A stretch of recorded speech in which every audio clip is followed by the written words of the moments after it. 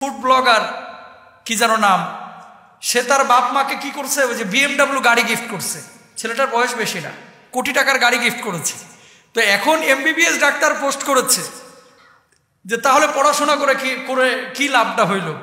23, 24, 25 বছরের বাপ মারা কোটি টাকার গাড়ি গিফট করতেছে ইনকাম করে, আর আমরা এত দূর পড়াশোনা করে এখনো 30-40 হাজার টাকা 50 হাজার টাকা কামাইতে পারতেছি না। পরিবারে দুর্বল থাকলে খোঁচা দিয়েন না। অনেক দুর্বল, সবল হতে কিন্তু সময় লাগে না। সব সময় একরকম থাকে না, পরিবর্তন হইতে কিন্তু বেশি সময় লাগে না।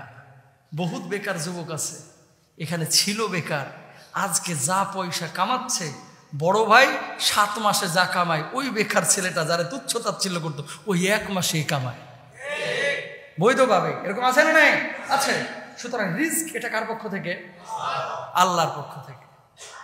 একটা কথা বলি আপনাদেরকে, বাংলাদেশের একজন, এগুলো শেখার জন্য বলতেছি, এগুলোকে নেগেটিভলি নেবেন না। MBBS ডাক্তার, বঙ্গবন্ধু মেডিকেলে তিনি প্র্যাকটিস করতেছেন। তো একজন ওই যে ফুড ব্লগার কি যেন নাম, সে তার বাপ মাকে কি করছে, ওই যে BMW গাড়ি গিফট করছে।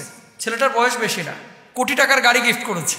তো এখন MBBS ডাক্তার পোস্ট করেছে যে তাহলে পড়াশোনা করে কি লাভটা হইল। 23, 24, 25 বছরের বাপ মারা কোটি টাকার গাড়ি গিফট করতেছে ইনকাম করে, আর আমরা এত দূর পড়াশোনা করে এখনো 30-40 হাজার টাকা 50 হাজার টাকা কামাইতে পারতেছি না।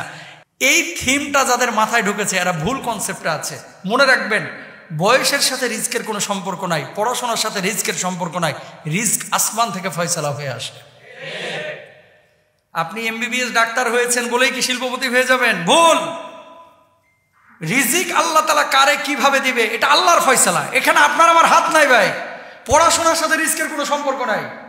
রিস্কের জন্য আর রিজকু মাকসুমুন, আল্লাহর কাছে দোয়া করেন, আল্লাহ রিস্কের ফয়সালা তো আসমানে হয়, তুমি আসমান থেকে আমার জন্য কল্যাণকর ফয়সালা করো, আমার রিস্কের উত্তম ফয়সালা করো। ইনশাআল্লাহ বলেন না?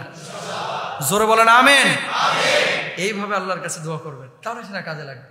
মানুষ এগুলো বুঝে না, মানুষ খালি হা হুতাশ করে। সুতরাং প্রিয় ভাইরা আমার, যেখান থেকে কথা বলছিলাম যে দুর্বল যদি পরিবারের কেউ থাকে, তাকে তুচ্ছ তাচ্ছিল্য না, তাকে টেক কেয়ার করেন, আল্লাহ তাআলা কোনো না কোনো দিক থেকে পুষায় দেবেন ইনশাআল্লাহ তাআলা। বউ যদি দুর্বল থাকে, শ্বশুর শাশুড়ি দুর্বল থাকে, এদেরকেও দেখভাল করবেন। সবাই বলেন ইনশাআল্লাহ। রাসূল আকরাম সাল্লাল্লাহু আলাইহি ওয়াসাল্লাম বলছেন, তোমার ভাগ্য ভালো। তুমি যে ভাগ্যবান বোঝার কোনো আলামত আছে কিনা, উপায় আছে কিনা? আপনি যে ভাগ্যবান বোঝার কোনো আলামত আছে কিনা? আল্লাহর হাবিব সাল্লাল্লাহু আলাইহি ওয়াসাল্লাম দেখেন, মুসনাদ আহমদের 1445 নম্বর হাদিসে উল্লেখ করেছেন। কি বলছেন?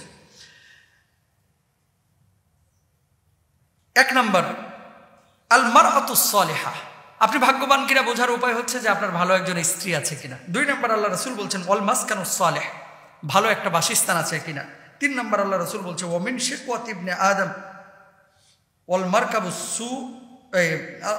রাসূল সাল্লাল্লাহু আলাইহি ওয়াসাল্লাম বলছেন যে ওয়াল মারকাবুস সালিহ, ভালো একটা বাহন আছে কিনা, মানে ভালো স্ত্রী, ভালো বাসস্থান, ভালো একটা বাহন।